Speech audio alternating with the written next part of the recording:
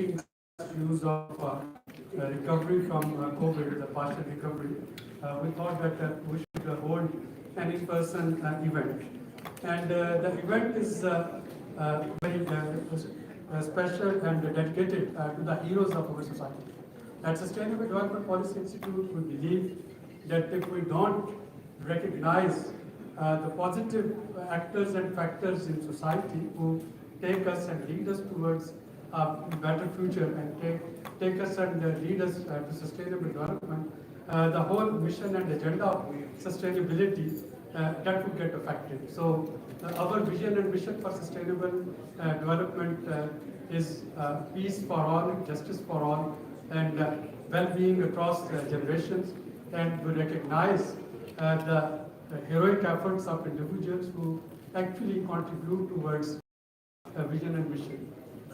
This series, it was started back in 2014, and since 2014 we have not only celebrated the life achievements and cherish the noble deeds of our heroes, but also try to contribute our humble recognition, although the names that I would read the previous living legend of holders, they need no recognition, and of course they need no recognition from an organization like STPI.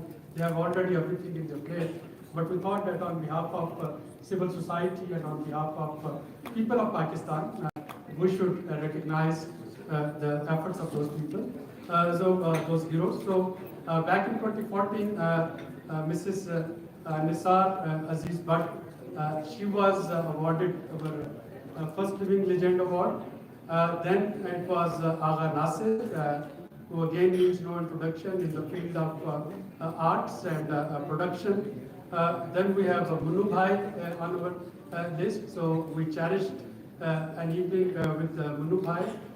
We had Shoaib Sultan Khan Sahab, the founders of rural sport programs in Pakistan. Again, he needs no introduction. Then we had Iftikhar Arif Sahab. We had a poetful evening with him. And we have no other than our own Sataj Aziz Sahab. Again, we celebrated that evening with him. And before COVID, our last living legend award holder was Sayyid Babar Ali Sahab. And today we have with us Mrs. Nasreen Kasuri.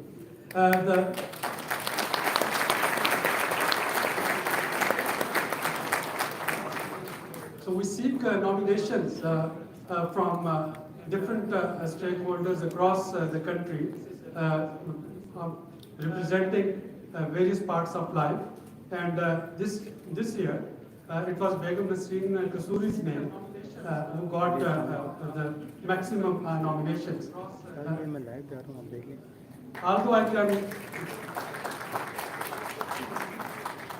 I must acknowledge here, Khurshid Kasuri Saab's name was also there among the nominations. But Mrs. Kasuri, she had got maximum nominations.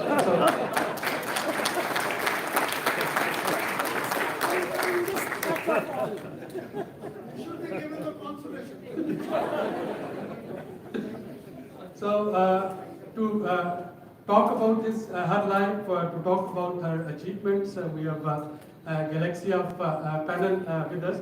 But before I go towards this talking part, our production team, they have prepared a very small video clip documentary on Mrs. Nasreen Kasuri's life. And before starting the proceeding, I would like the team STPI to play that documentary. Thank you.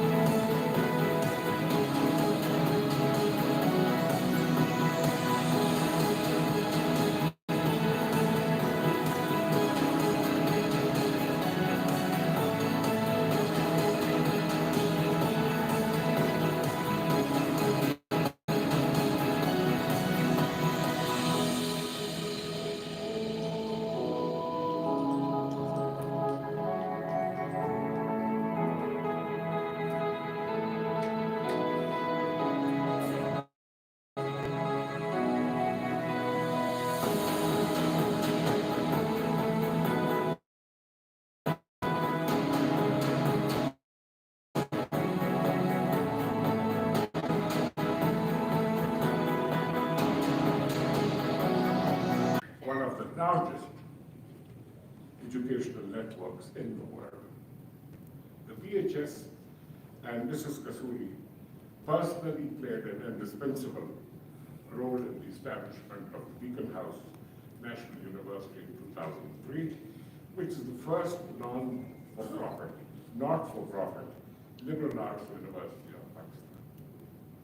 The franchise system called Educators has enabled scores of schools in various cities of Pakistan to benefit from the excellent syllabi and instruction material painstakingly developed by the Beacon House system over a period of 4.5 decades.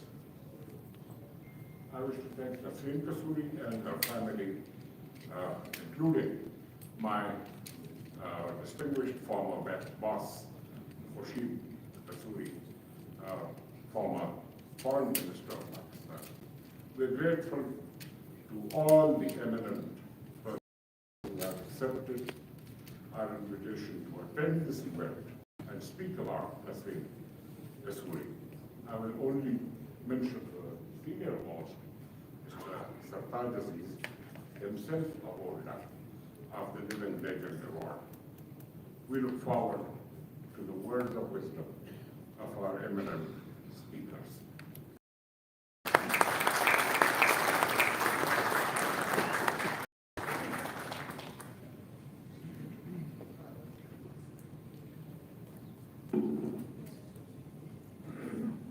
Thank you very much, Ambassador Kakakhail Saab, not only for introducing about Living Legend Award, but also highlighting some of the key selection features.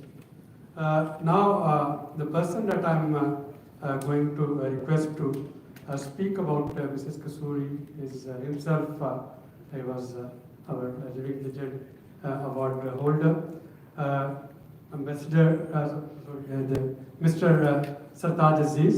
Sartaj Aziz Saab, not only his great contributions towards Pakistan's economy, but towards Pakistan agriculture and towards Pakistan education system. So when we were, and of course, foreign policy and his years-long experience of working in international development agencies. So when we thought of requesting someone to speak on multidimensional personality of Mrs. Kasuri, we thought that we should request Sartaj Aziz to share his ideas about her, the way he knows her. So all the respected panelists, of course, they would be highlighting different aspects of Mrs. Kasuri's personalities. And then the audience sitting here, they can collate the pieces of jigsaw puzzle and they can complete the picture. But to begin with, let's hear from Sartaj Aziz sir. Sir, आप वहाँ से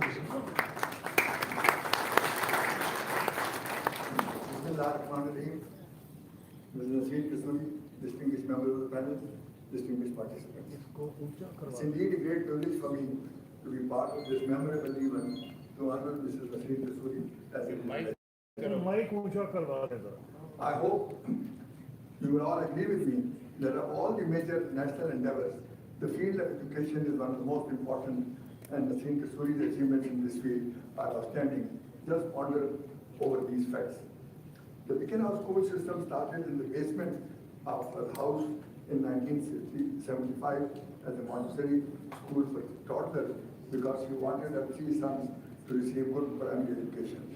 This school expanded at a phenomenal pace from 78 onwards in the next few years, not just in Lahore, but throughout Pakistan on the basis of a solid reputation and high quality teachers.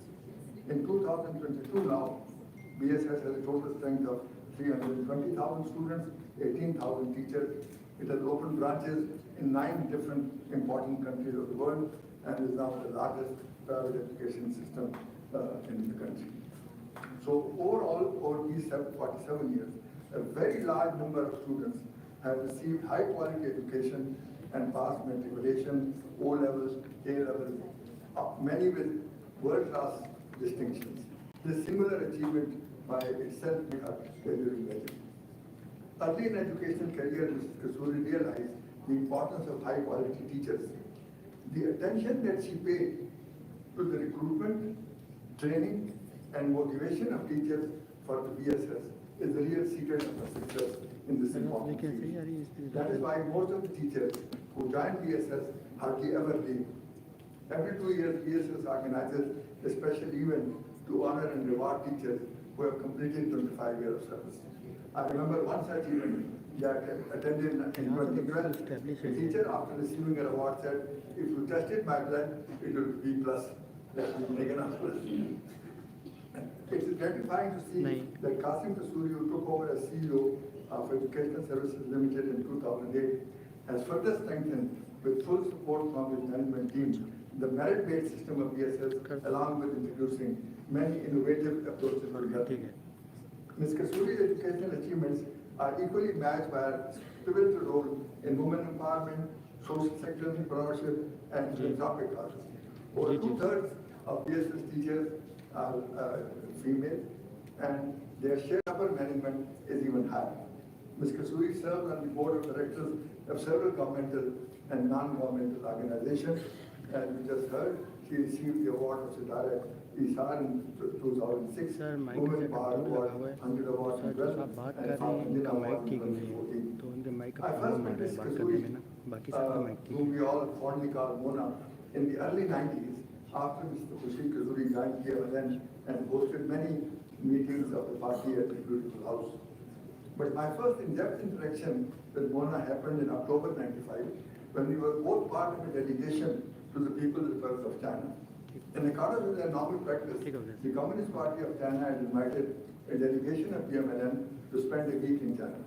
As Secretary General of the party, I led a 10-member delegation that included Mr. and Mrs. Khushi Kasuri, Mr. and Mrs. Zulfikar Khosa, and Mr. Islamabad. We had several in-depth discussions at the headquarters of the Communist Party of China on the evolution of Marxism in China, the concept of socialism with market characteristics, and the transition from the basic Marxian principle, that is from each according to his ability to each according to his need, towards the new concept of common prosperity. Mona took keen interest in these discussions and asked many pertinent questions during our we had a long conversation on the Chinese system and its lessons for Pakistan. I was very impressed by our understanding of the different dimensions of the Chinese system after such a short visit. 8 years later, in October 2003, I met Mona and Khurshid at a dinner in Sardar Yaqub Khan's house. During the conversation, she told me that BSS had decided to set up a new non-profit liberal arts university in Lahore. Would I consider becoming the first vice chancellor of this university? I immediately said, I have experience in agriculture, in finance, in planning, and in foreign affairs, but I have no experience in education. She promptly responded, that is not important, you can do anything you like. I visited Lahore later that month, and after the day-long briefing at the university with Serena Hashmi and Naveen Sardar, accepted the offer and joined BNU in January 2004 is the fourth phase of my career. As you all know, my first phase was National Civil Service, then I became an International Civil Service in Rome with the United Nations, and in '84 I started the third phase of my career, the political career. But this fourth phase lasted 9.5 years from January 2004 to June, and was easily the best in my life. Thanks to Mona and Khurshid. They never interfered with day-to-day working of the university and allowed full freedom to the university management to follow the merit system of admissions, recruitment of faculty and staff, and also academic freedom to design and teach different courses. As a result, a month after I left BNU in June 2013 to resume my political career, BNU was declared by HEC on 5th July 2013 the second best university in Pakistan in the category of small general university.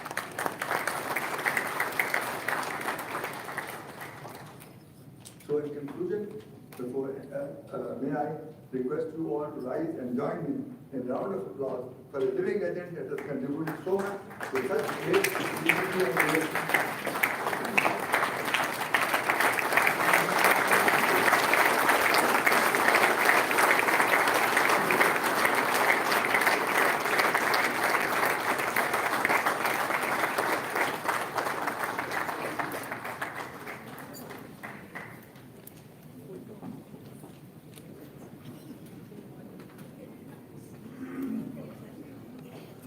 Thank you very much, Sartaji sir.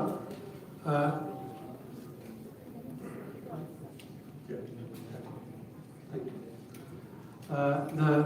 You mentioned about this liberal arts university, and of course the national.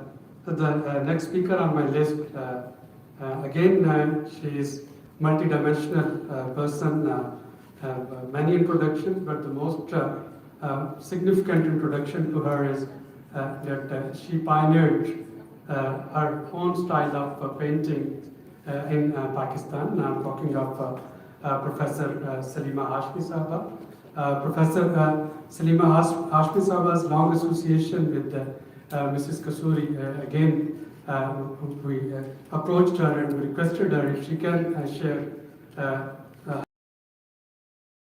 and loving memories and maybe pleasant anecdotes that she would like to share during her association with Mrs. Nasreen Kasuri. And the whole purpose of selecting this speaker was to, as I said, that we want to highlight various aspects of Mrs. Kasuri. So many, they would know her just like as an educationist.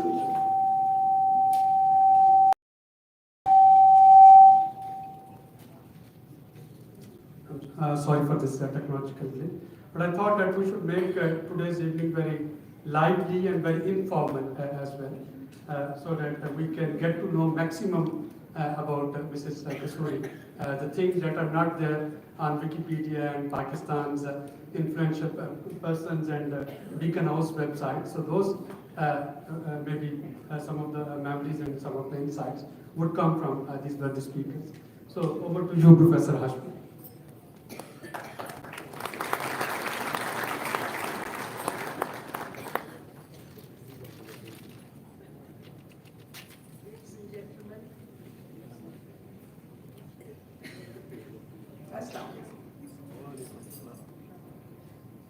I want the rest of your life was a sentence that stopped me dead in my tracks.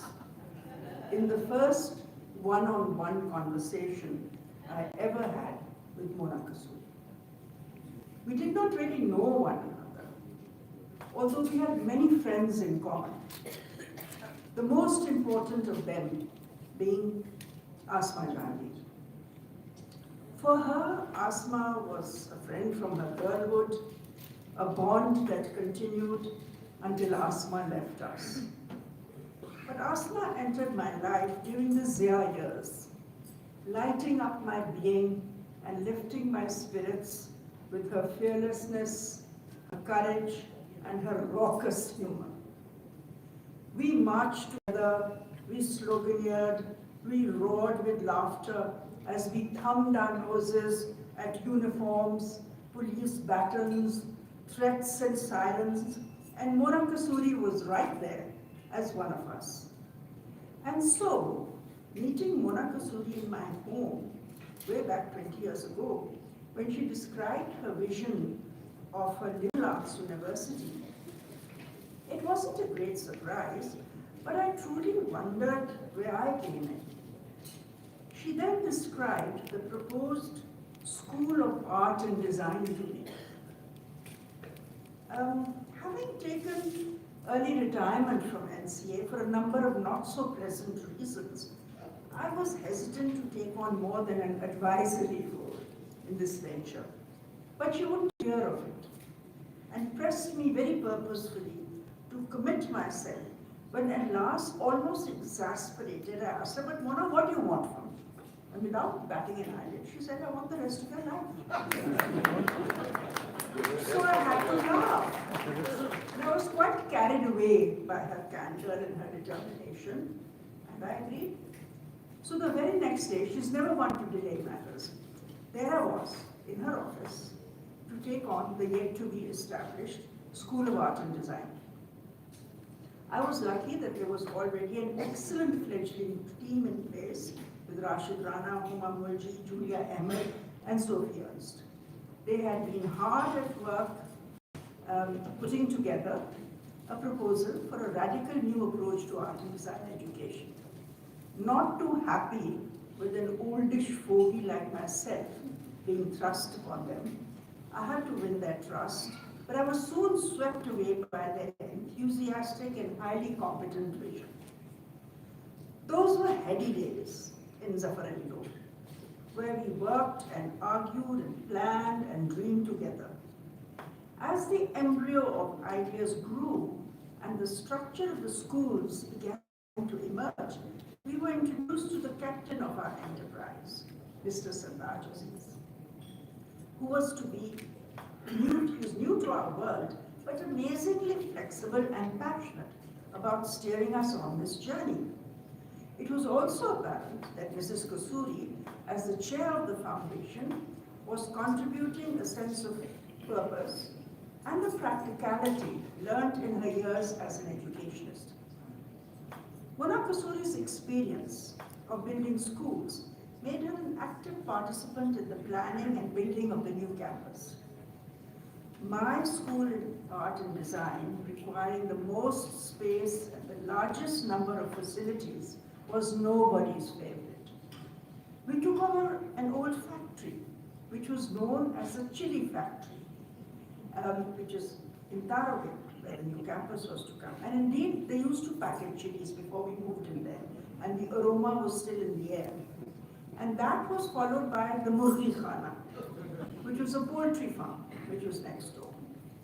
And there we were, until slowly but surely, Nair Ali Dada's complex began to emerge, building by building.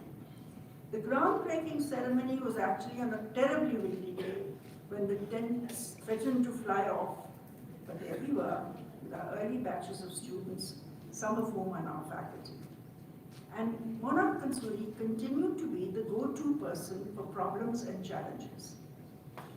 Those were years of struggles, as choices had to be made, the most challenging being the insatiable need for funds, the constant search for superior faculty, and then hanging on to them. That was a priority that began to pay off as BNU acquired a reputation for academic and professional excellence.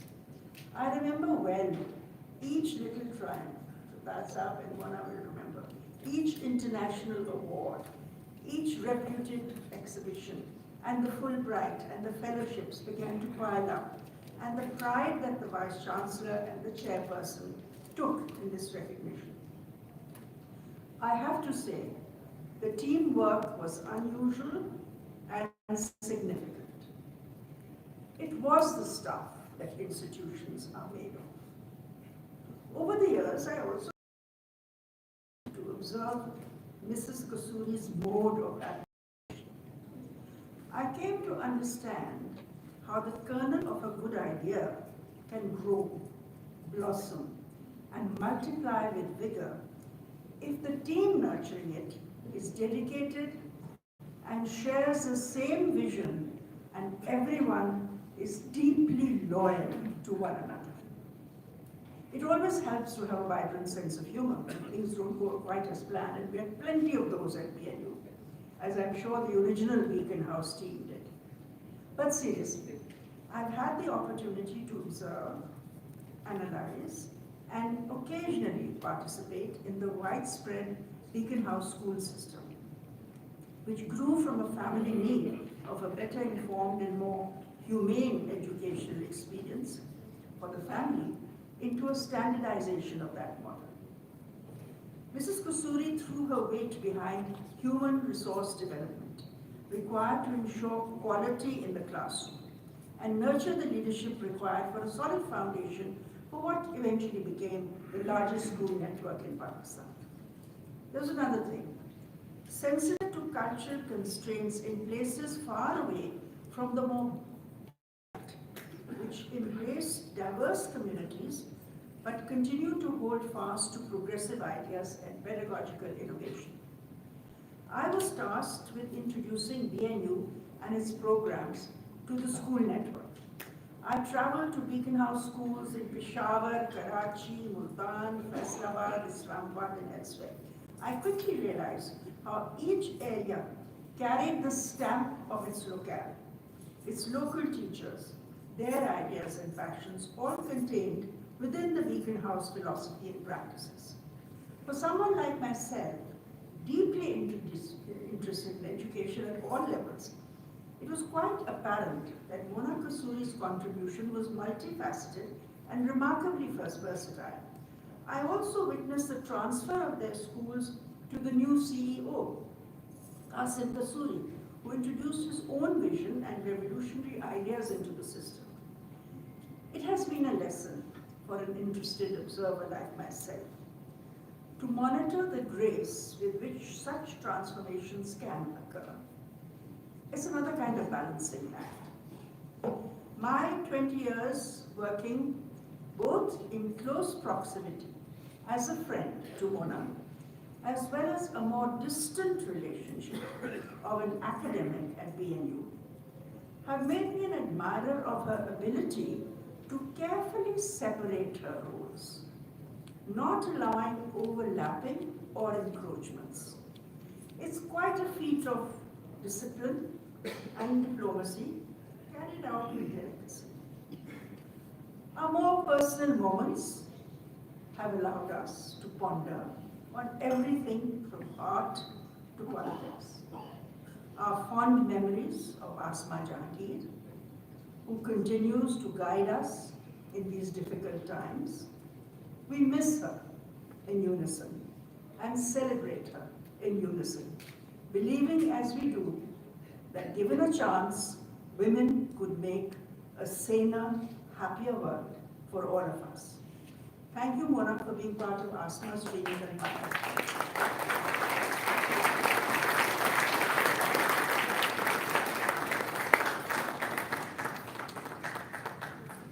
Thank you very much, Professor Hashmi.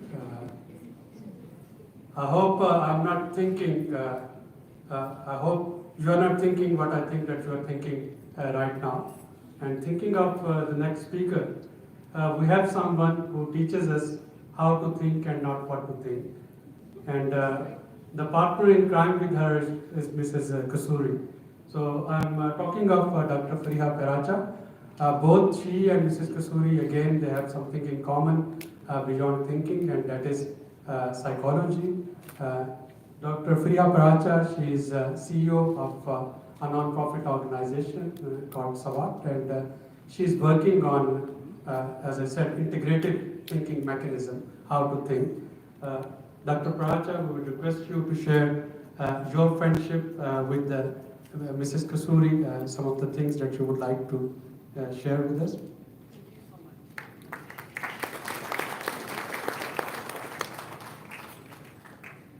Thank you. What an honor, Mrs. Serena Kasuri. You are an inspiration for us all. And I'm proud to know you personally and professionally.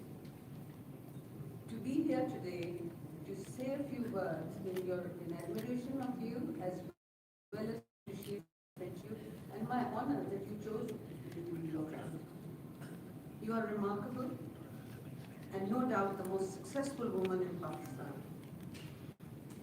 However, you wear this mantle of success, of accolades and awards and everything else with a graciousness and a zone of comfort that doesn't rattle you, doesn't change you. You are you. And I have always admired that. So I think even after this award, you will be you.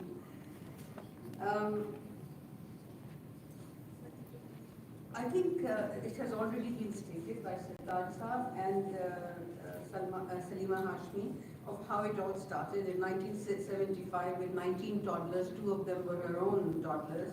She just wanted better education.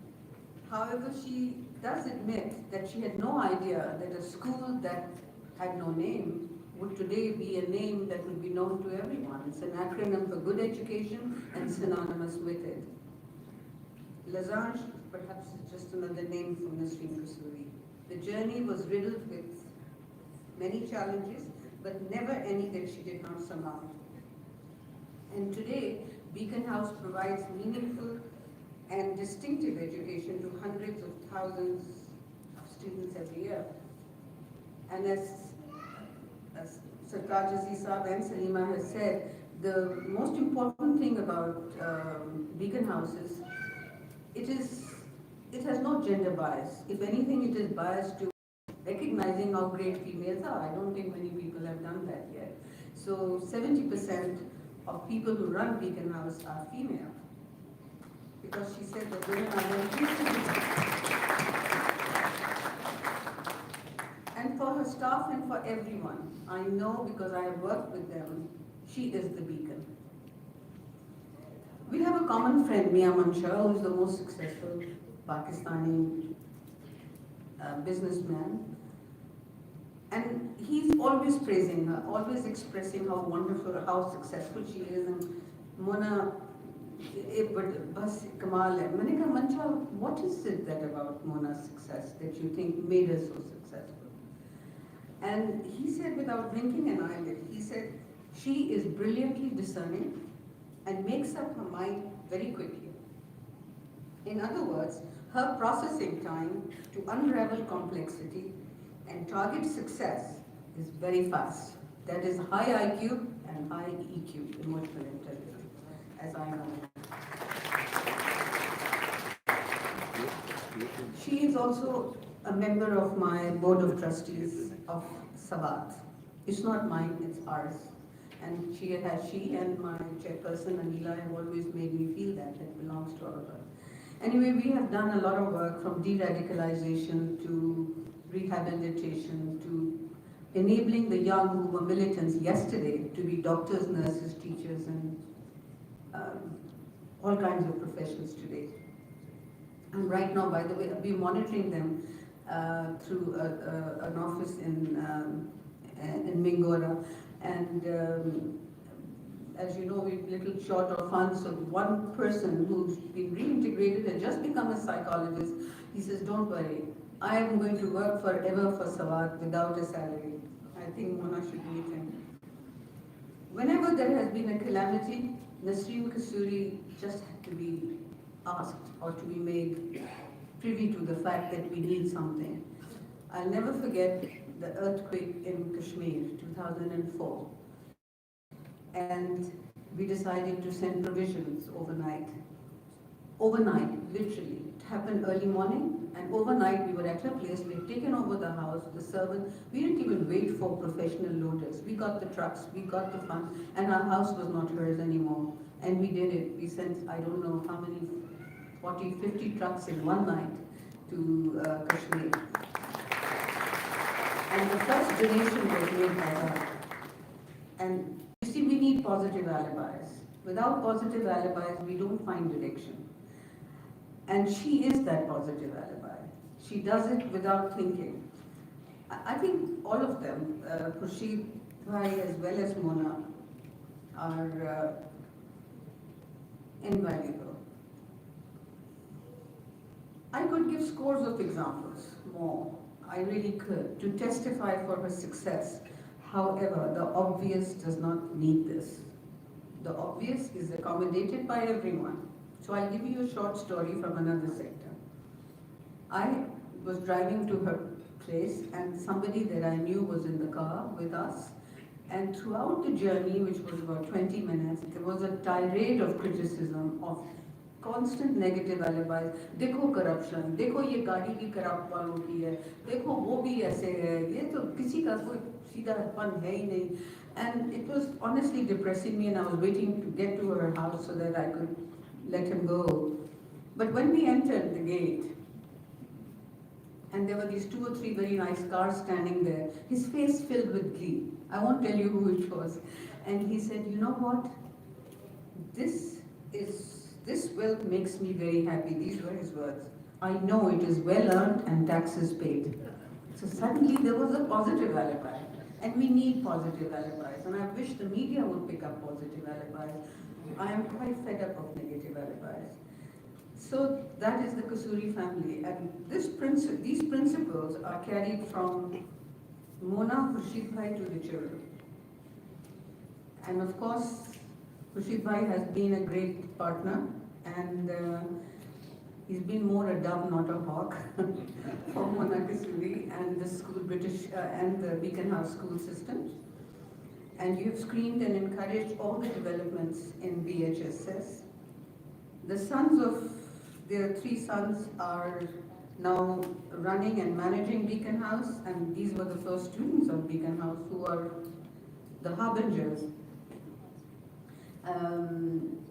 There is much in the media about the children, but there was one anecdote, I wonder if you ever read, Mona, which said that Mona Kasuri has 2 sons and 1 daughter. Now I know that was your wish, but you have 3 sons, but you have thousands of daughters now.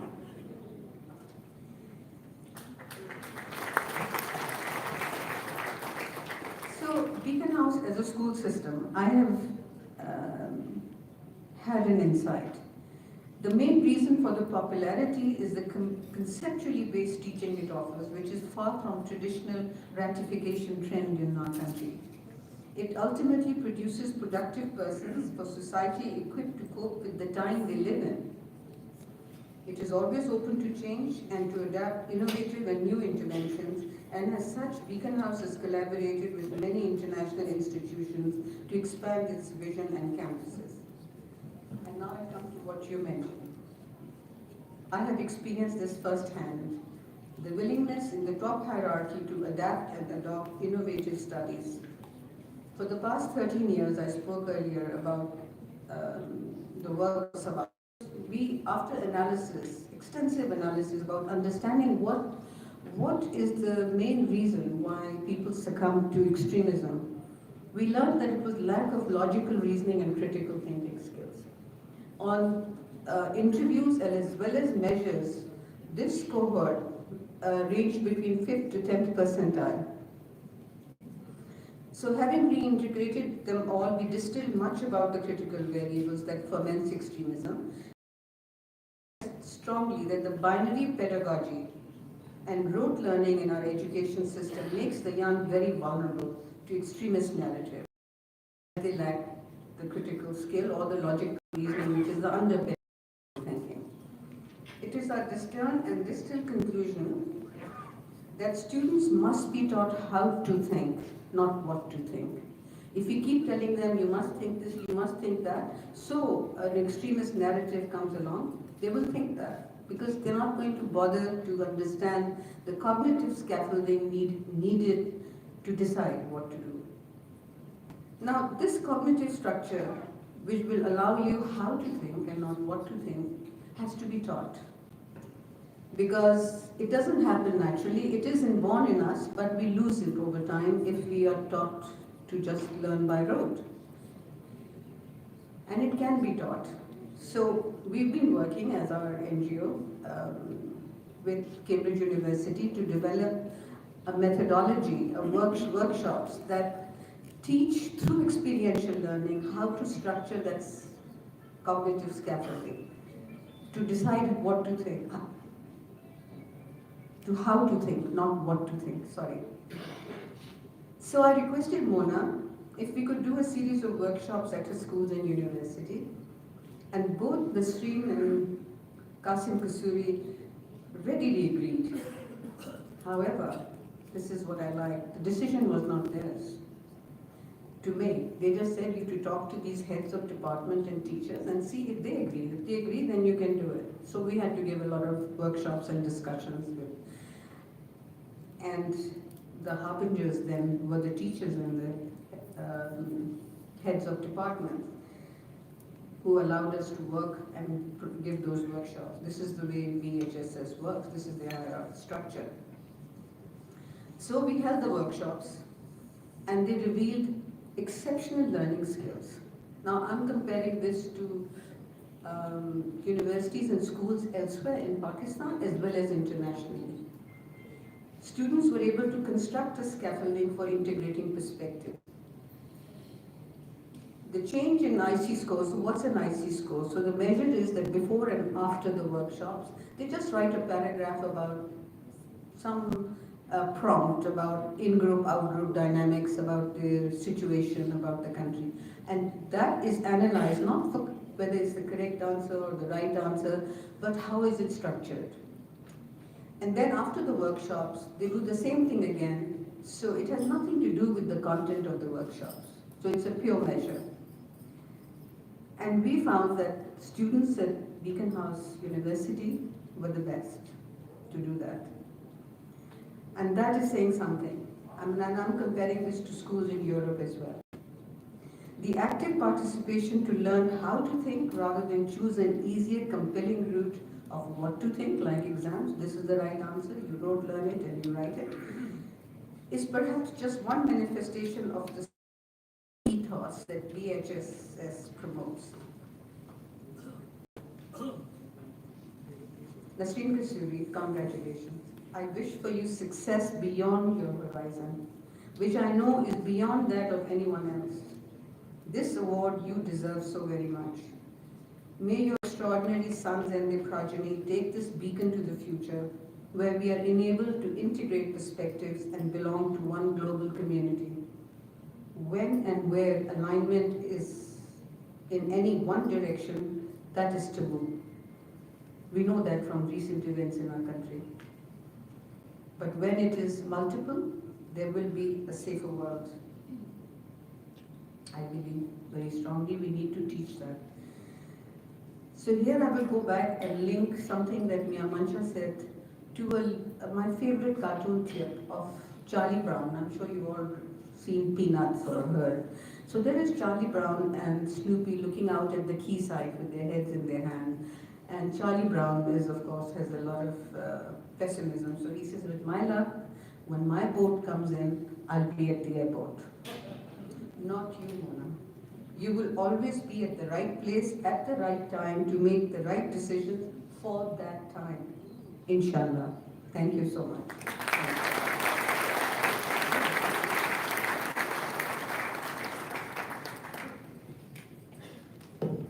Thank you, Dr. Paracha.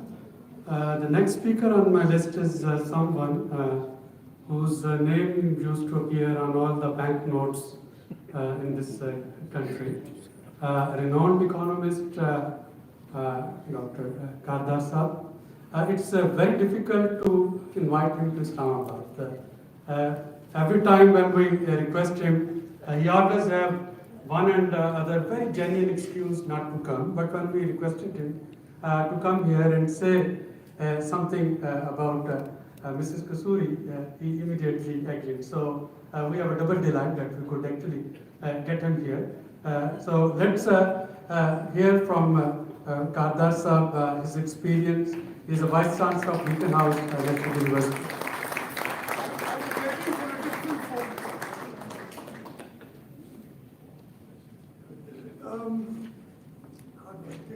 Mrs. Kasuri, of course, Safdar Saab, Dr. Ishwat, Faryaz, Imam, Dr. Khair Saab. Much of what I really wanted to say has really been said, so I'll be very brief. Now, to begin with, I just don't want to forget that this is the time of the year when the annual increments, salary increments of Beacon House are decided.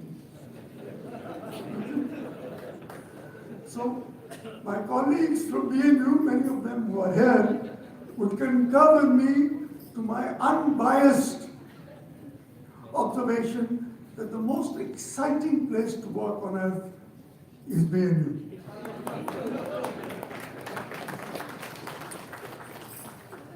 Now that I've made my appropriate pitch, let me come to the subject of the event.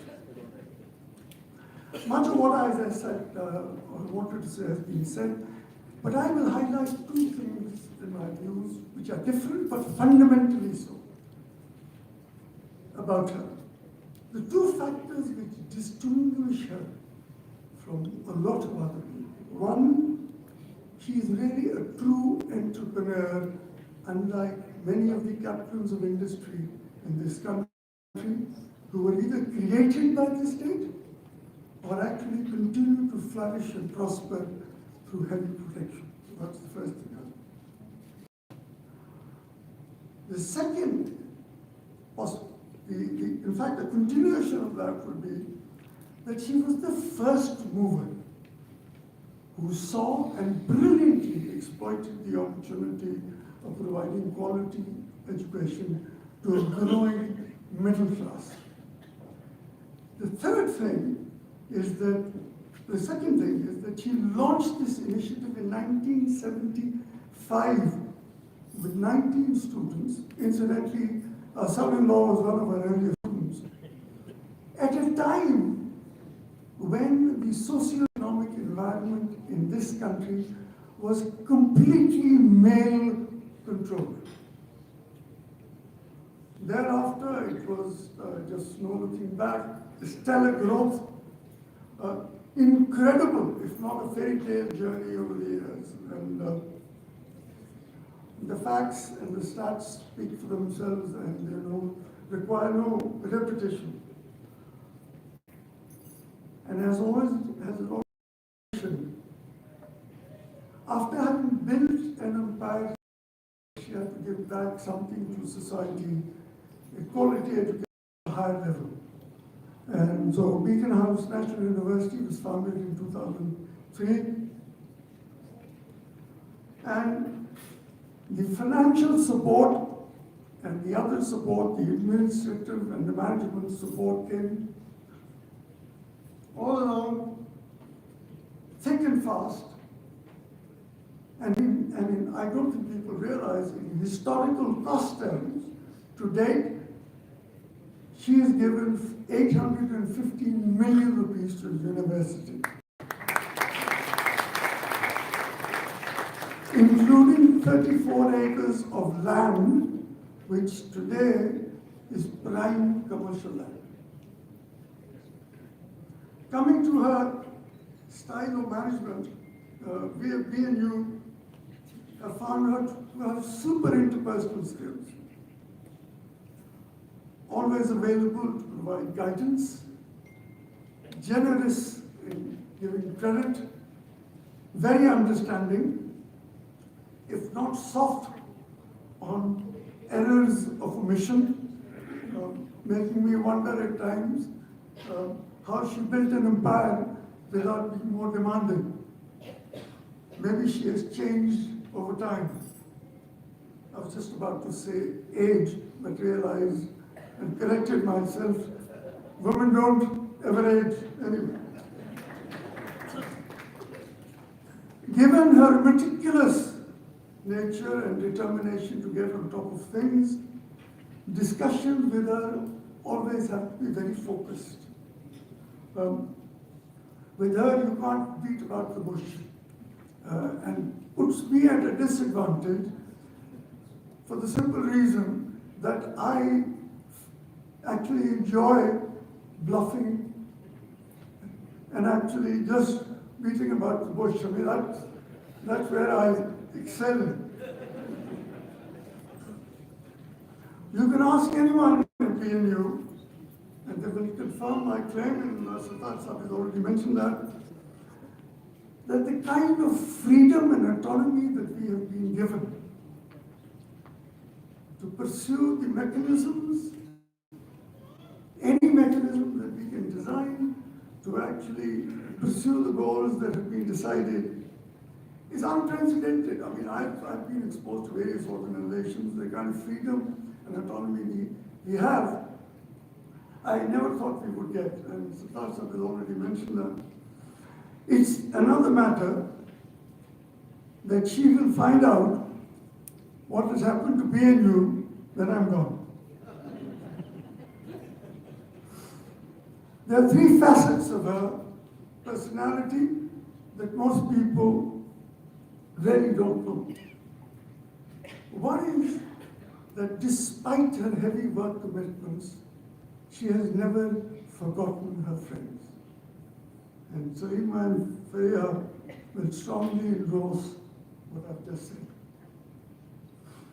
The second is that beneath this composed demeanor is a person who is immensely emotional.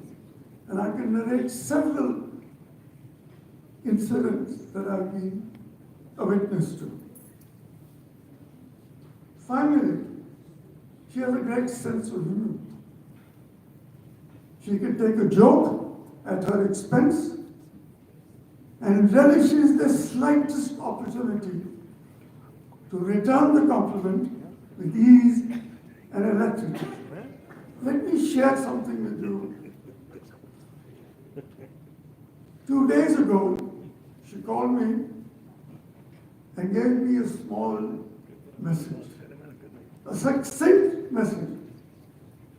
She asked me, सुना तुम आप तकरीर करने जा रहे हो? मैंने कहा हाँ जी। यानी सोच के करना।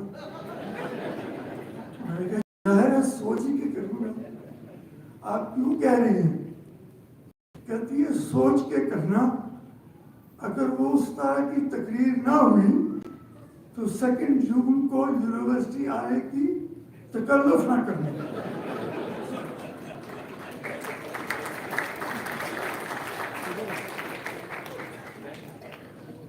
To sum up, when I compare her with all the others, and I mean it from the bottom of my heart, that I've known in my working life, who have achieved as much as she has, she literally stands out.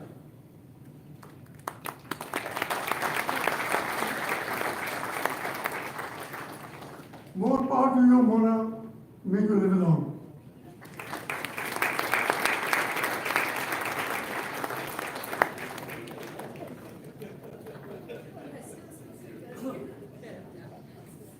Thank you, Kadra Sahab.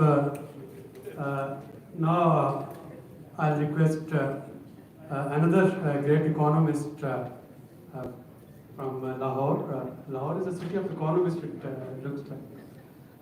Sulman Shah Sahab, again like Kardar Sahab, a former minister and someone who has worked very closely with STPI. I keep on engaging with him on different TV talk shows, but today I'm inviting him on a completely different topic, and that is to share his thoughts about Mrs. Kasuri with us.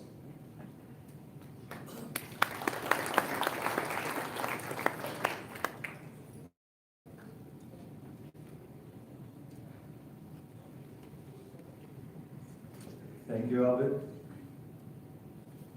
It's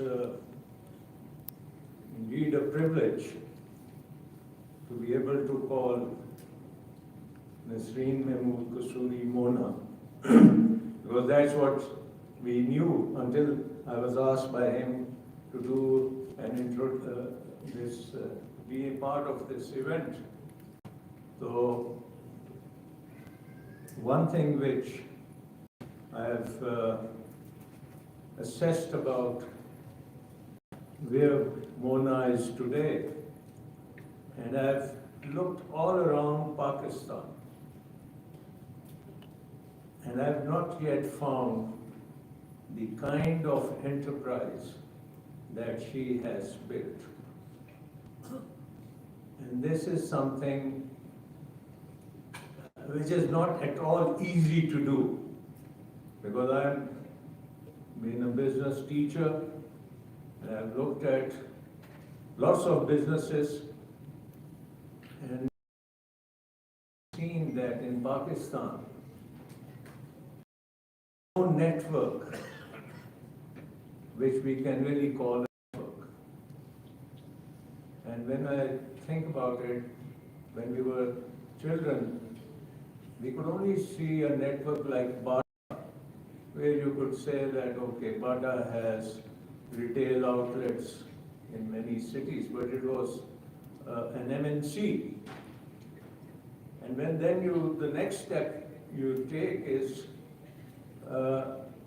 there's hardly anything else. There's no network of hospitals, there's no network of enterprises which you can say like McDonald's or other developed countries, business enterprises. And the reason is that it is an extremely difficult thing to do. And this is what really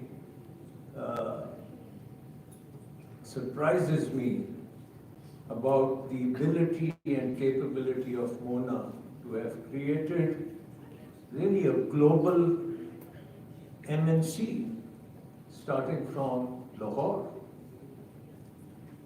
So I think that SDPI has done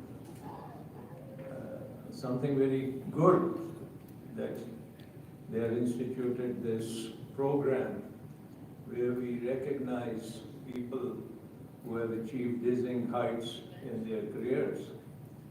Because in Pakistan, we have very few role models to emulate, particularly when we are the 5th largest country in the world.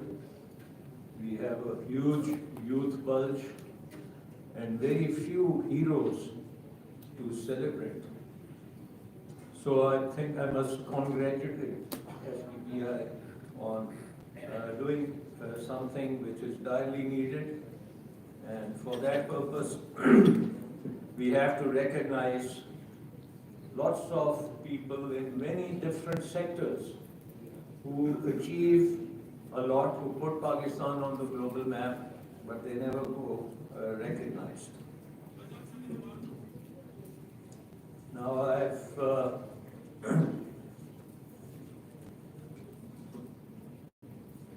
if you look at the exceptional performance of Mona, it is really in nation building. And nation building is a very tough and arduous endeavor that requires collective leadership and cannot be left to the government alone.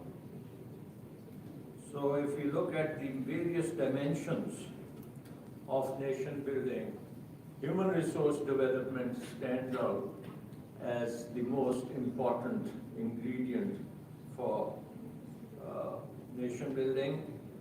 And in a country like ours, this is the most important part of nation building. The area has huge opportunities for excellence, but has not received the attention it deserves. And in Mona, we see a leader par excellence who has played a larger than life role in impacting human resource development in Pakistan by spearheading the growth of a modern schooling system in Pakistan. And we have all heard how in the last 40 years she started from the basement of her house, and now she has a network of schools spanning 30 cities in Pakistan and dozens of locations abroad, catering to over 300,000 students, employing 20,000 staff, and most of them women. And this is in a country which I know and you know, there is a lot of hostility towards private entrepreneurship, particularly in the education area, particularly in the social sector, where the government and the bureaucracy really thinks that the private sector has no role to play. And they have all kinds of regulatory and administrative hurdles in the way of all initiatives which challenge the supremacy of the public sector, particularly in the area of health and education. In spite of the hurdles, Mona has succeeded in establishing the BHS system as a very sophisticated network of learning, catering to the needs of the enormous middle class of Pakistan. In creating this global value chain, Mona has not only ensured a quality comparable to the best in the world, but also provided unmatched access to the internationally recognized examination systems, coupled with the local matriculation system for most cities of Pakistan. And I was looking at the results, and on the website they say that 20,000 A+ and A's were obtained in the Cambridge exams for Pakistani students in BHS, opening pathways for them to enroll in the best universities in the world. So access to globally certified qualification in diverse subjects from liberal arts to science and mathematics actually forms the foundation of Pakistan's supply chain of managers, engineers, doctors, lawyers, and other professionals needed to run the country. Increasingly, the best and brightest of our youth are emerging from the Beacon House Schools network to lead the nation building in real earnest. She has built a unique and massive system which has contributed single-handedly to nation building like no other system built by a living citizen of Pakistan. The scale of operations, the breadth of operations, the quality of operations, and standardization of service is unparalleled. It is a school chain which has mastered the key success factors needed for excellence. These include provision of top-class school infrastructure, top-class standard of instruction, and modern classroom techniques, in-house teacher training systems, variety of student activities, induction of digital technology in classroom and administration, meticulous maintenance of record keeping and student information. No other school system, private or public, comes near to the perfection created by Nasreen Mahmood Kasuri. Throughout her journey after graduating from college, Mona has displayed a vision of excellence, growth, and creativity. She recognized the opportunity embedded in her vision and converted it into a reality through meticulous strategy formulation and strategy implementation. She was probably the first entrepreneur in attracting international financing for her school system. Of all the integrated value chains of Pakistan, from business to retailing to healthcare, social services, manufacturing, and education, Mona stands out as the creator of a network that is most accomplished, comprehensive, sustainable, and fulfilling the needs of the nation. She has ventured into higher education, establishing a degree-granting university with its own ecosystem, which we have just heard about. She is just starting, and I think sky is the limit as her setup grows with the growth of Pakistan until every child is in school and Pakistan joins the ranks of an educated, developed country. I feel honored to wish her the best for the future and thank her on behalf of Pakistan for undertaking this journey. Thank you, Mona.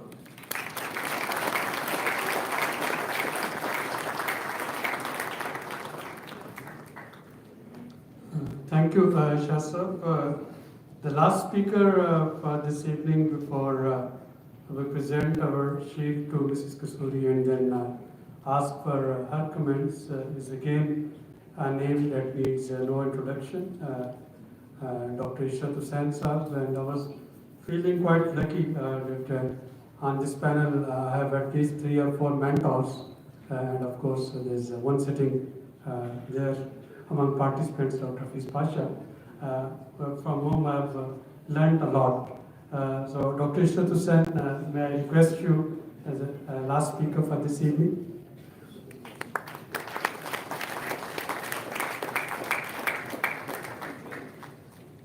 Well, thank you very much, Abid. I am the least qualified to speak this evening because, unlike the other speakers, I do not profess to be in the close circle of her friends or have been associated with her as colleagues as most of the other speakers have been. So I apply some very objective criteria to evaluate her work and her personality.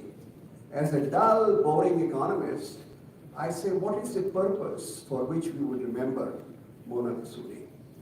As an economist, there are 3 particular determinants of economic and social development of a developing country. One is the quality of education. the higher is the quality of education, the better is the workforce, which then leads to labor productivity and higher economic growth. And also, it's not only economic, but you become a very well-informed citizen who is contributing to the social and political milieu of the country. The second determinant of this journey for socio-economic development is the female empowerment. There is now evidence from Guatemala to Ghana that the highest rate of return on any investment is on female education.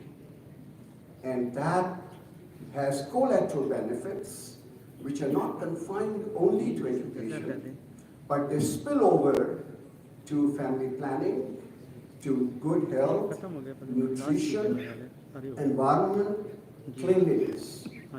So you empower a woman and you will have just a multiple of the factors as compared to an educated man. And that is one of the driving force for economic and social development. And the final thing, which is now emerging very clearly, is the entrepreneurship and innovation.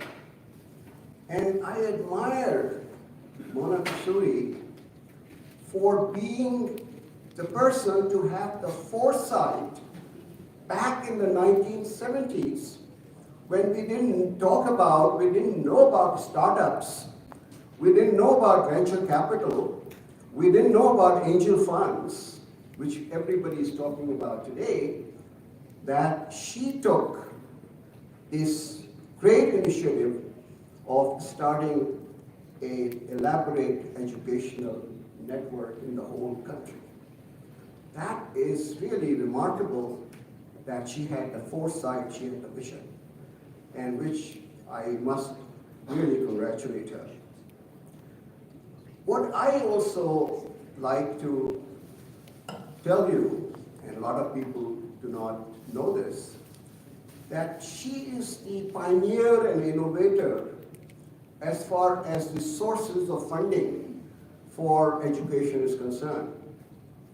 She was a recipient of funds from a private equity firm, which enabled her to spread her tentacles both within the country, and now there are almost 7 countries where Beacon House is present. So taking advantage of the developments in,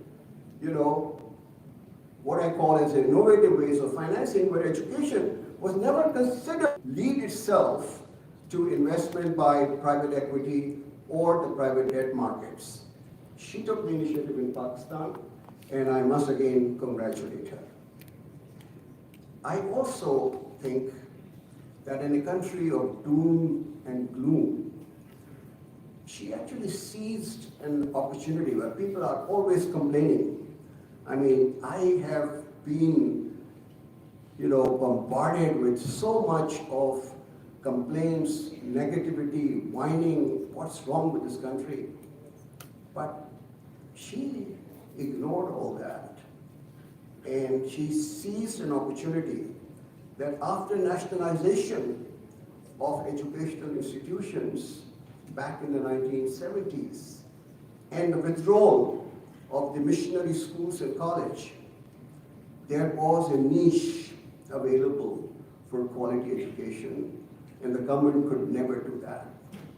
And she took the plunge, not knowing what the outcomes would be, and filled in this gap in the space for higher education. And she really established her role as the pace setter, because after her success in Pakistan में हमेशा ढेर चाल होती है, कोई भी कामयाब हो जाए हर आदमी वही करने जाता है. Now you have 7, I think almost, I forget how many private school systems which are operating throughout the country. Some locally in Karachi, Lahore, and Islamabad and other areas, but some are nationwide.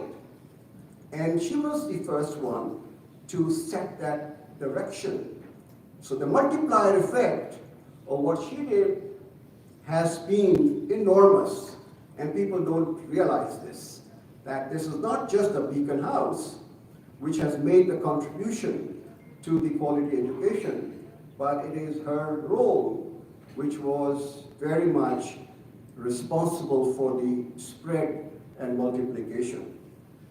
My second dimension is about her leadership qualities. Although I haven't worked with her, as I said, but I have a lot of people who have worked for her.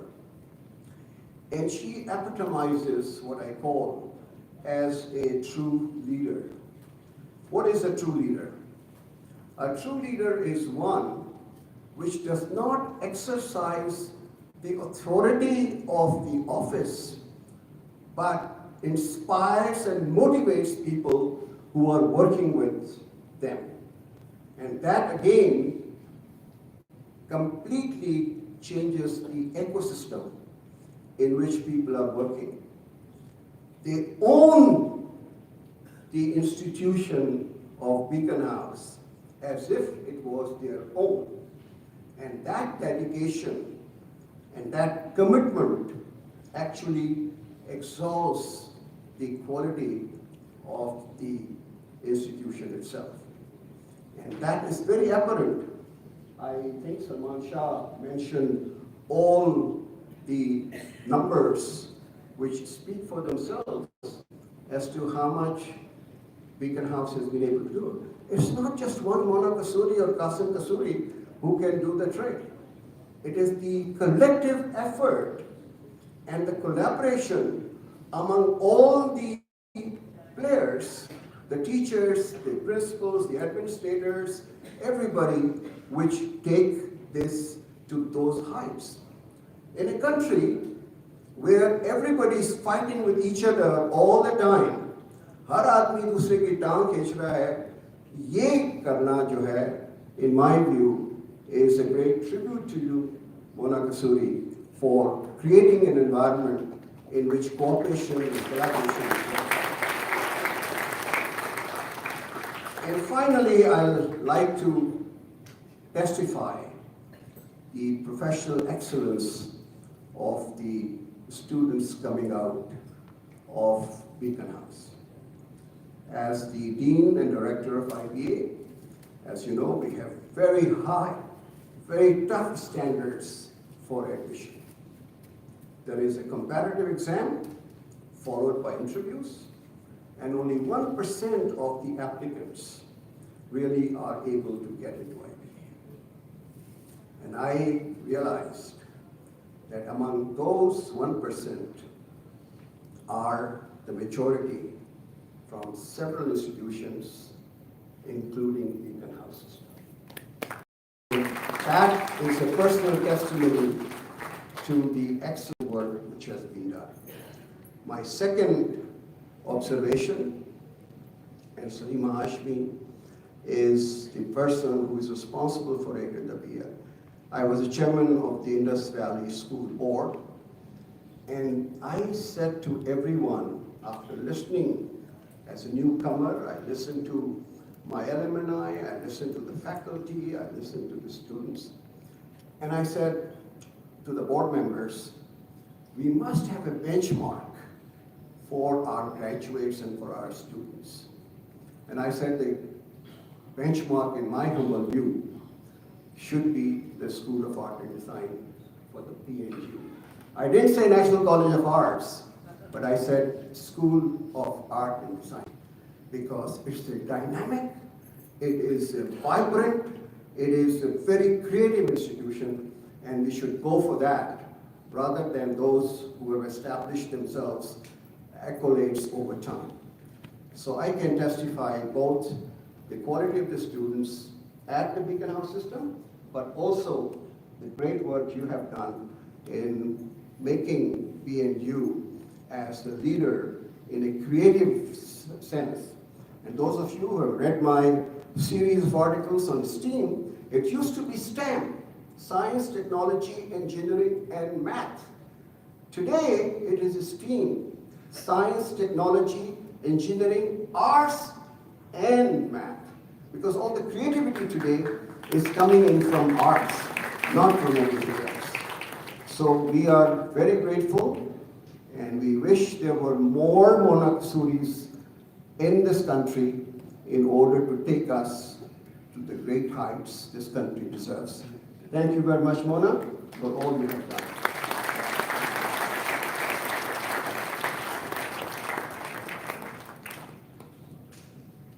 Thank you, Dr. Saab, and now is the moment when Team SGPI will be presenting this Living Legend Award to Mrs. Kasuri, and then we'll request Mrs. Kasuri for her comments. If I can request the distinguished panelists to join me in presenting this award, and I'll request Kaka Khair Saab to present it.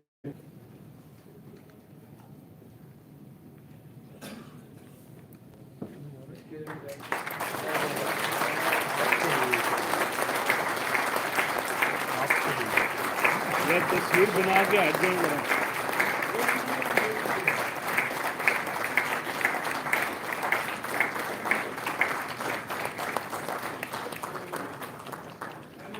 हाँ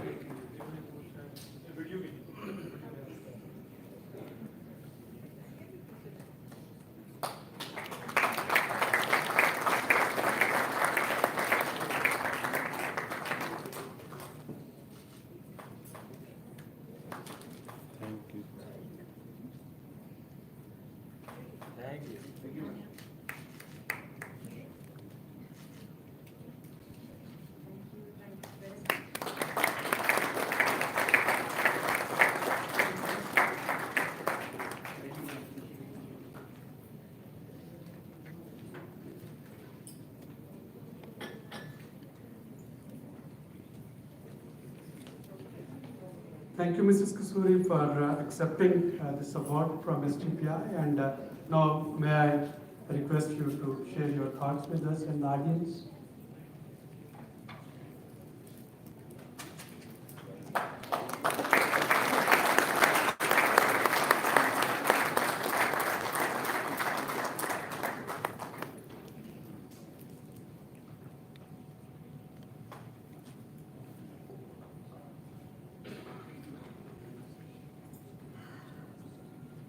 Mr. Abid Suleri,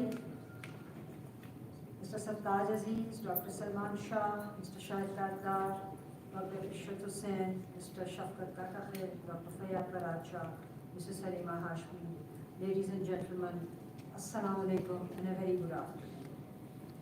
Before proceeding any further, I would like to take this opportunity to thank all of you for joining me this afternoon for a very special occasion in my life.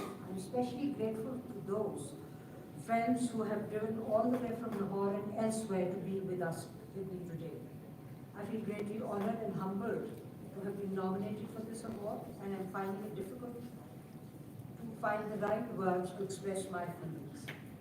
In a life of 46 working years, I wish I was 46 years old, but it's 46 working years.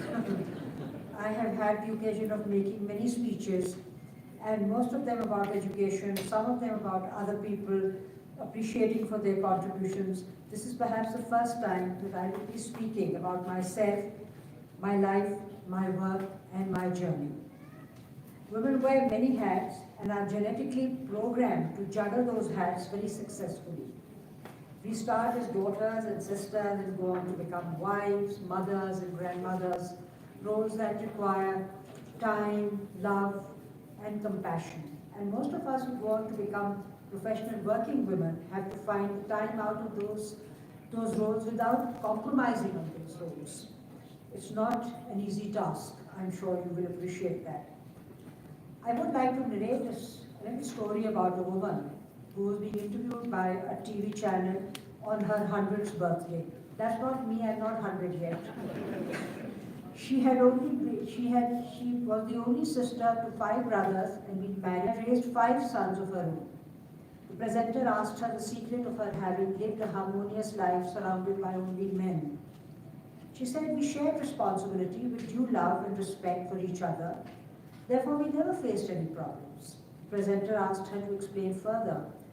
The centenarian said, in my household, I always took decisions on smaller, minor issues, while the men folk took decisions on bigger, more important issues. The presenter asked for some examples. The woman replied, smaller issues like where we should live, which car we should buy, how much money to spend and save every month, and when and where to go on vacation, which sofa, air conditioner, refrigerator to buy, annual budgeting, whether to keep a maid or not. I made all those decisions, and my husband and sons didn't interfere at all. So what was their role? The presenter inquired. Oh, very important, the woman said. Their decisions were only for very big issues, like whether America should attack Iran, whether Britain should lift sanctions over Zimbabwe, whether the big five of the Security Council, United Nations Security Council should continue to have their veto power, whether Inzamam should retire from cricket, whom should Salman Khan marry, etc. I never get he led a very harmonious life. Anyway, ladies and gentlemen, I come from a relatively conservative business family, the eldest of 5 brothers and sisters. I was not brought up to become a professional working woman. The fact that I am what I am today is an accident of fate. My mother, like all mothers, was loving and caring of all her children. My father, Mr. Rafi Manu, was a major influence in my life.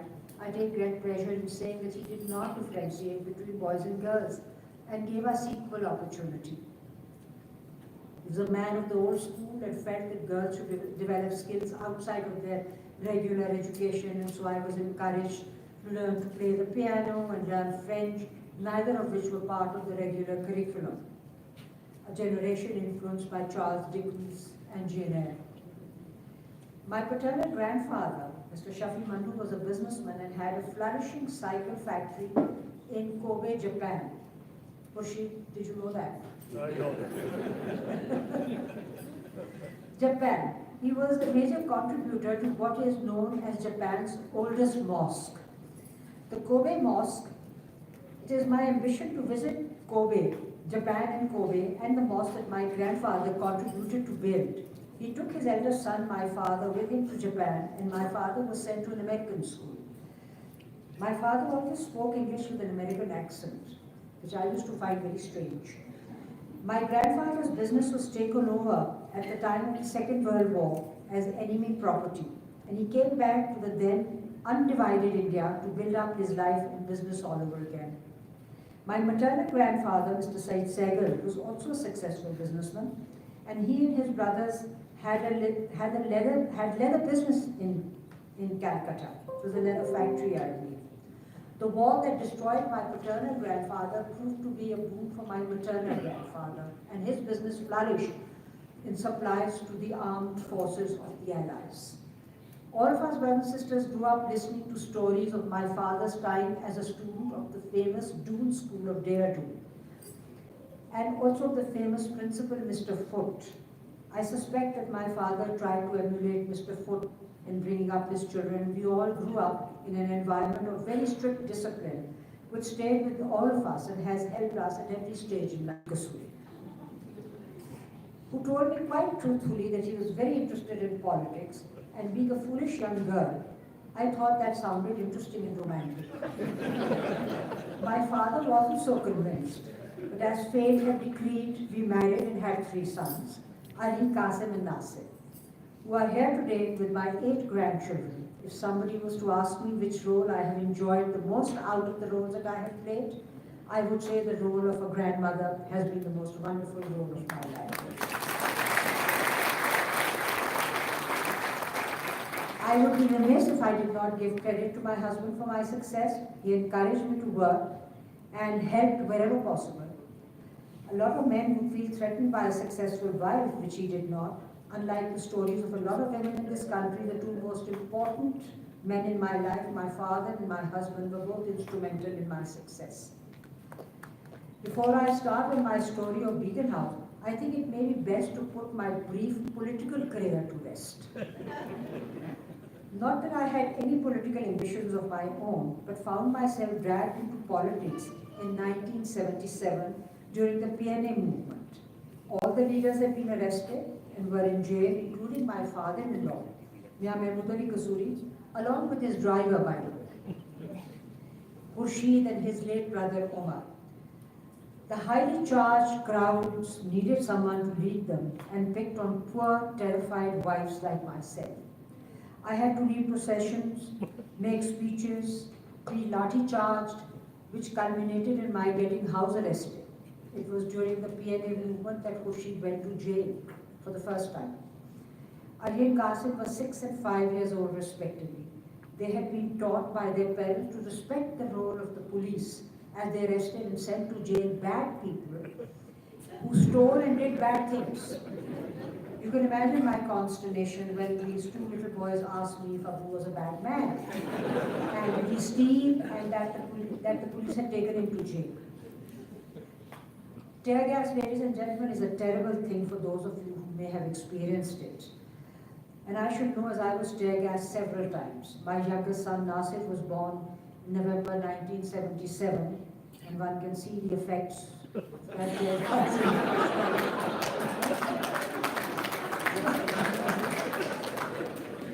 I hope you forgive me for making that statement. One of the reasons that I never forayed into politics was because I have never been able to handle the media, and they're too smart for me. The second time that Khurshid was arrested was during Ziaul Haq's tenure. I was called by a journalist and asked if I was upset about my husband being in jail, and what was I doing about it? My matter-of-fact answers to her appeared on the front page of an Urdu daily the next morning in cold print and sounded heartless when compared to some of the more emotional answers by other wives of jailed politicians. And obviously when I went to see Khurshid in jail, he was very upset about it. He said, "Tumne ye kaha tha?" Maine kaha, "Nahi kaha tha." He said, "Well, there you are." I'm fortunate that I have experienced the entire gambit of the education sector in Pakistan. Private sector education, non-profit education, and management of government sector schools in the Gujranwala district. I shall now share my experience with you in different sectors and how I came to enter education. It was very accidental, and the reason for choosing education. I started looking for a suitable nursery for them, but to my disappointment, I could not find anything suitable for my two little boys. Like most mothers, I wanted the best for them, but it was not available in the home. I had studied about the Montessori system at college and was somehow convinced that it was the best system for young children. I'm not so sure of that today. Lahore had no Montessori school. I decided I should start a school of my own and went to Karachi to meet with the ladies of AMI, Montessori Association. As luck would have it, they were looking for someone to start a school in Lahore because they needed a Montessori school to set up training centers. After many hiccups, Les Anges Montessori Academy opened its doors to students on 4th November 1975, a French name which only I could pronounce. And then it was too late. I had to stick to that name and suffer different pronunciations, which I have to suffer to this day.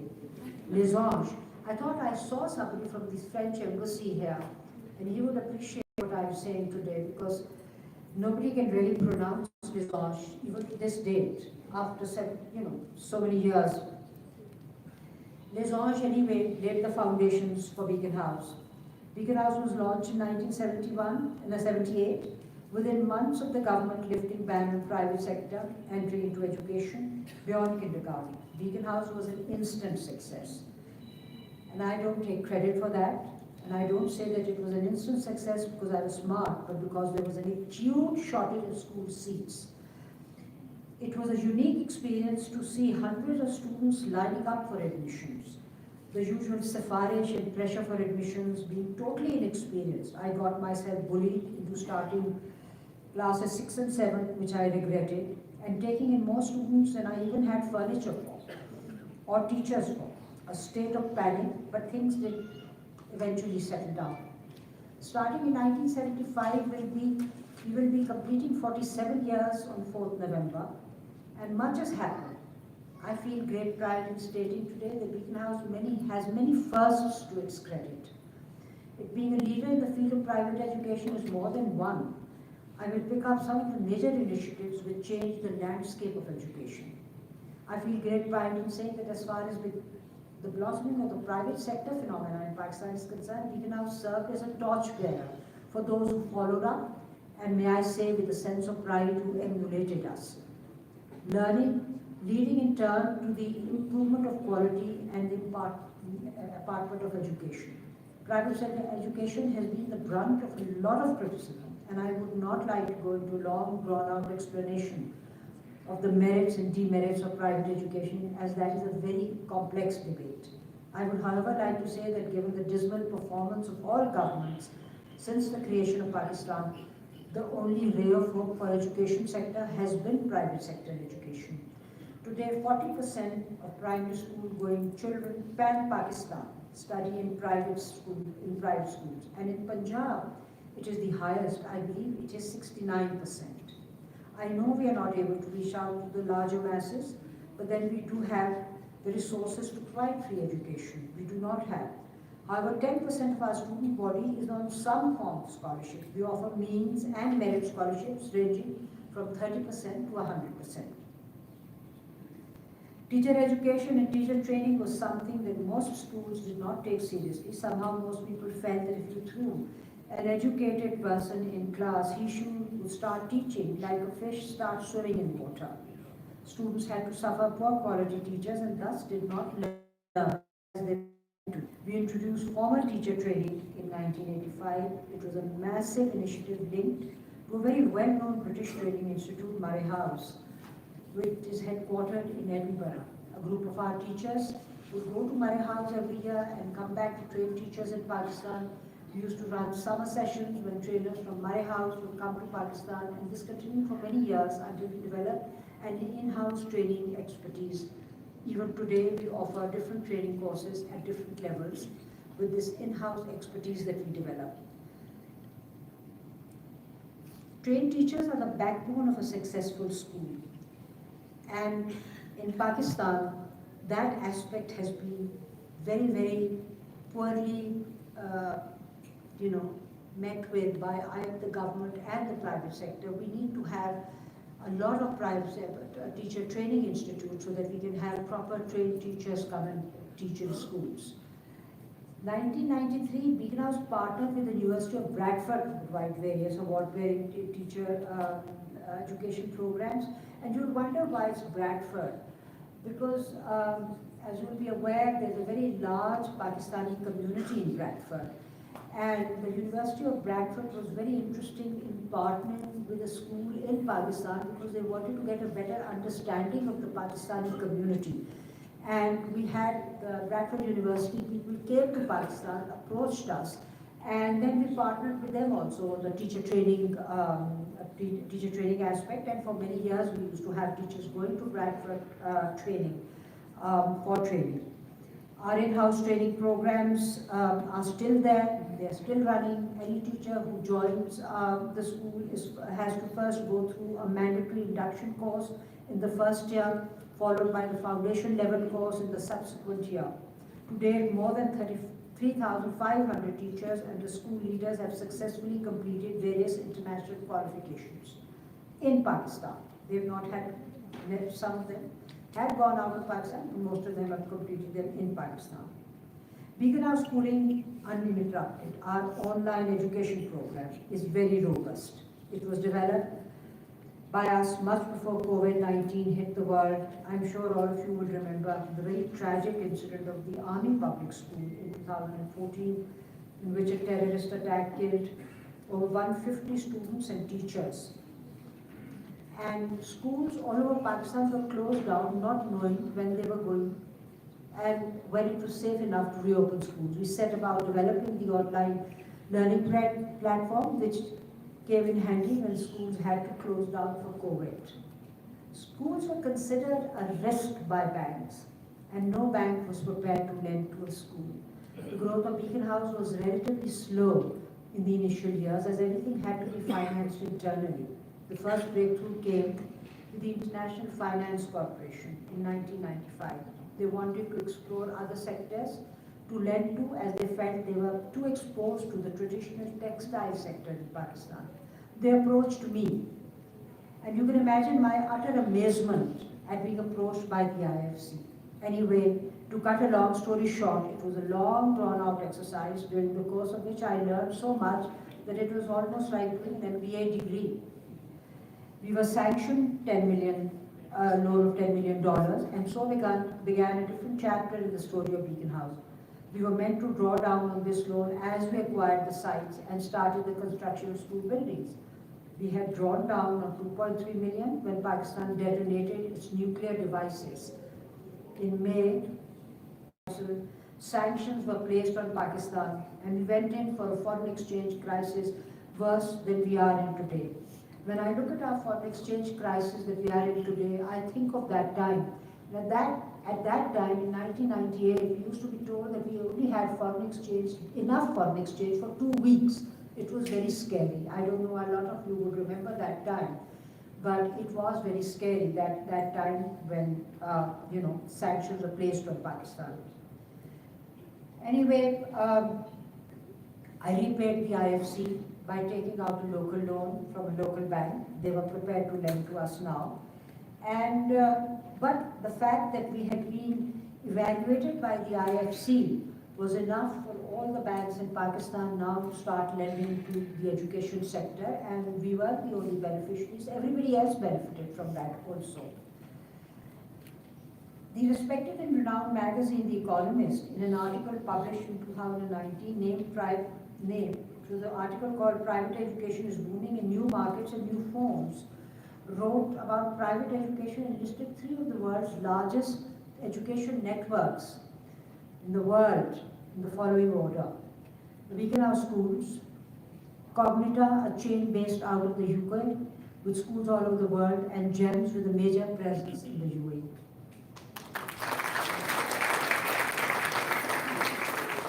Another initiative was the Educators, launched in 2002, a mid-price school which was launched as a franchise school. An unheard of concept in Pakistan when Beacon House School, were getting too expensive for a lot of people, especially for the middle and the lower middle class. Franchise schools were a novel concept for most people, and it took time for people to comprehend this concept. Once the concept sunk in, these schools took off like wildfire, and we have almost 200,000 schools in 226 cities, small towns of Pakistan, and about 800 plus campuses. Student numbers almost double of Beacon House. Many groups have followed the franchise model, and now it is for mid-cost schooling and low-cost schooling. It is now the model that is followed. The Beacon House National University was launched in 2003 under a non-profit foundation with an independent board of directors. The idea of a liberal arts university was hibernating for a while as I observed religious intolerance grow apace around us. I saw young people who should have been the most open-minded of us all succumb to extremist, intolerant, narrow mindset. How does one combat this? In our schools we were always tolerant, but how to take this further? One realized that there were grave missing links in higher education. Art, literature, liberal arts, communication, psychology, and so on were disappearing as engineering and science, the so-called bread and butter subjects, took over. So Beacon House National University was born. It was my way of giving back through higher education what I had earned and learned from school education. Getting a university charter is a drawn-out process. I was ill-equipped to do it on my own. So got the help of 2 able ladies, Mrs. Nadeed Shehzad and Serena Hashmi, who sits here this afternoon as one of the speakers. And when I sat and discussed my idea with Asma, my late friend Asma, and said, कि मैं क्या करूँ, मुझे, I don't know how to go about it. She said, इसको पकड़ ले, Serena को, she knows how to go about it, she'll do it all for you. Salima and I started this long friendship. Anyway, that's many years ago. What an amazingly motivated team of experts and professionals under the able guidance of Mr. Sattar Aziz. He mentioned that trip to China. That's when I got to know you. And that's when I met you and had time, spent time with you. And I decided that I had found my mentor. And when I approached you, I was so scared. I thought you'd say, what? Come and run a small budding university? But no, you're a brave man, Nana, and you accepted it. And you came and you laid the foundations of that university, and you'll always be remembered. You'll always be remembered, by BNU. BNU has become a vibrant, inclusive, creative, and progressive hub. We were lucky in getting some very generous donations also. The year 2007 saw Big House take another exciting initiative as a private equity fund, which is what you mentioned, invested 25% shares of our company, ESL, the company which runs the school. Like the IFC, it was also a long drawn-out exercise. Pakistan was doing very well in those days. In one particular year, it grew 8.6%. Second only to China, which grew at 9.2%. Equity investors had a buzzword that was "Sell India, Buy Pakistan." When we put our teaser in the market, we got an extraordinary amount of interest, and the process that followed completed whatever I had failed to learn from the IFC exercise. Some finance gurus commented on our balance sheet and figures and said that if you were in the American market, somebody would have done a hostile takeover. A clean balance sheet with zero debt. The fact that both the IFC and so many other private funds were prepared to invest in us goes to prove that we maintain clean books. The state of Pakistani economy is another story, and the exciting buzz about Pakistan disappeared in 2008. This was compounded by a global financial crisis. Anyway, I would like to end. It's been a long day for everyone, but I'd like to end again by thanking my husband, who has not stopped trying to bully me. He continues to try and bully me. My sons, Ali, Qasim and Nasir, for looking after Beacon House. My daughters-in-law, Fatima, Sophia and Amina, for looking after my spoiled sons and also giving me 8 most delightful grandchildren. My siblings, for letting me bully them as a big sister and always making me feel special. Before I end, I would also like to thank the team SDPI for nominating me for this award. I would also like to thank all the speakers for agreeing to speak on this occasion and for their kind words. Thank you everybody for joining me today.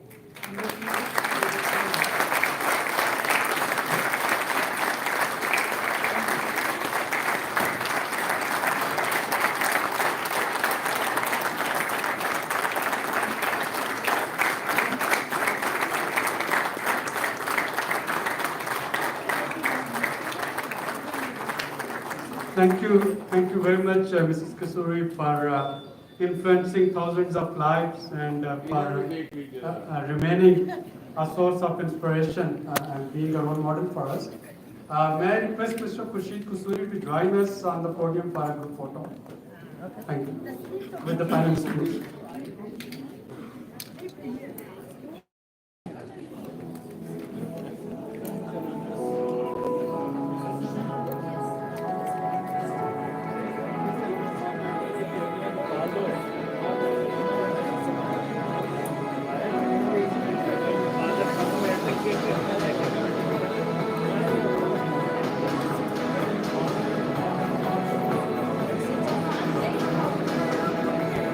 And the tea's coffee is being served. Please don't leave the venue without tea and coffee.